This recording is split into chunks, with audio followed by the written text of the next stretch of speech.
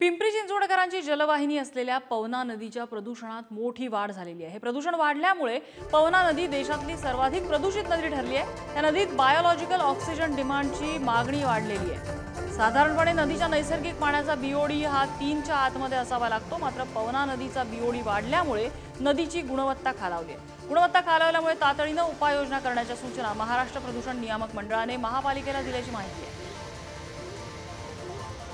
जवळपास 25 ते 30 लाख लोकांच्या जीवाशी खेळण्याचं काम हे लोक सरकार करत आहे।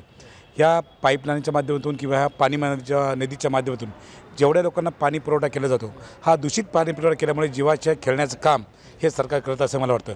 इंद्रायणीच्या फेसाळलेली इंद्रायणी नदी ज्याच्या मागवात पवनाचा आज उल्लेख केला गेला सकाळी, तर खरोखर या पिंपरी शहरामध्ये जेवढी काही औद्योगिक नगरी आहे आणि औद्योगिक नगरीमध्ये महाराष्ट्रातून देशातून लोक इकडे राहायला येतात आणि त्यांच्या जीवाशी खेळण्याचं काम ही मंडळी करतात। अत्यंत कोटी रुपये या नदी सुधार योजनेमध्ये टाकला असताना ही प्रदूषित झालीच कशी, हा पहिला मुद्दा स्थानिक नागरिक म्हणून मी विचारतो की एवढा मोठा निधी दोन्ही नद्याला पवना असेल इंद्रायणी असेल या शुद्धीकरणासाठी एवढा मोठा निधी येतो, हा निधी जातो कुठे? आणि खऱ्या अर्थानं सगळ्यात मोठं जीवाशी खेळायचं काम हे लोक करत असतात।